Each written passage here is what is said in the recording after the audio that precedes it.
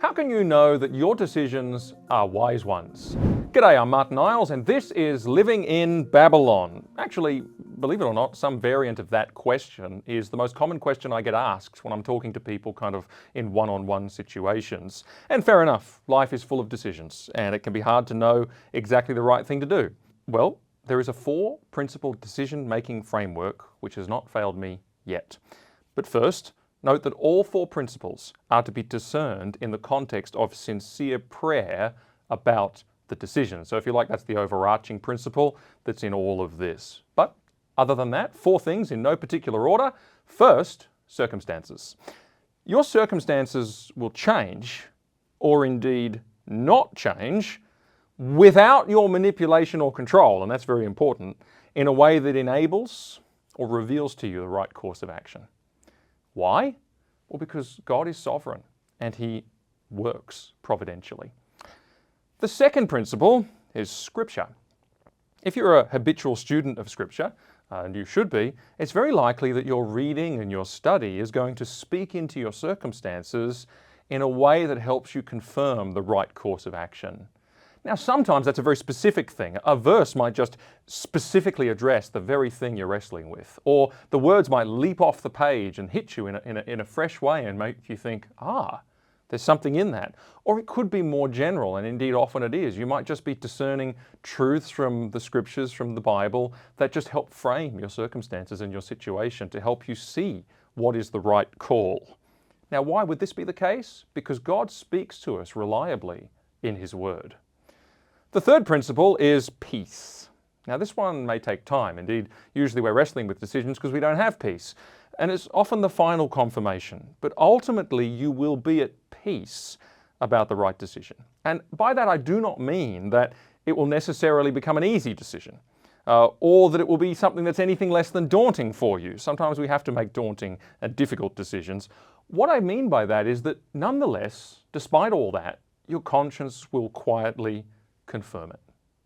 And why would that be? Well, because we read in the Scriptures, especially Romans 2, the Spirit of God works in our conscience.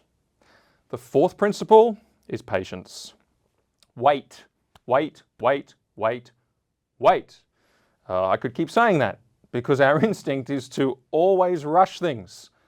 But in that regard, we are so utterly unlike God. Patience is a fruit of His Spirit, and we by our nature are marked by impatience.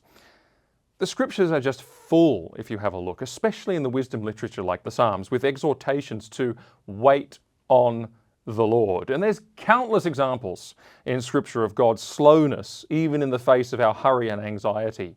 The Hebrews were hundreds of years in slavery. Joseph was over a decade in jail. Moses was 40 years keeping sheep in the back of the desert. The Apostle Paul vanishes for something like 13 years before his ministry begins. If we hurry in the face of a patient God, we will consistently make bad decisions. But you will never be worse off or miss out simply because you were patient. If you do, or seem to, it simply means that it was never meant to be. Now, it's possible to be mistaken about one of these principles. You could misread your circumstances, that's true. You could misapply a scripture, that's also true. But it's very unusual to be wrong about all four at the same time, especially in the context of sincere prayer and actually looking for an answer rather than imposing your own answer on the situation. Now, just as a footnote, obviously I'm talking about major decisions. This is not relevant to what you eat for breakfast in the morning, or your life is going to get very laborious very quickly.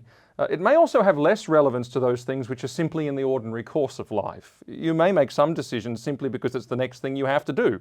You're already on a course, and that decision is natural and it's open and it's prudent. When I speak of these things, I'm really talking about major decisions. And when I say major decision, I'm speaking of a decision that may disrupt that course of my life or have really profound implications for it. And for such major decisions, these principles are pretty reliable and wise. The alternative is simply to make your own decisions, plan your own steps, and expect God to kind of catch up with you and bless you somehow. And I want to say very clearly, that simply is not the life of faith. I'm Martyn Iles, and that was an episode of Living in Babylon.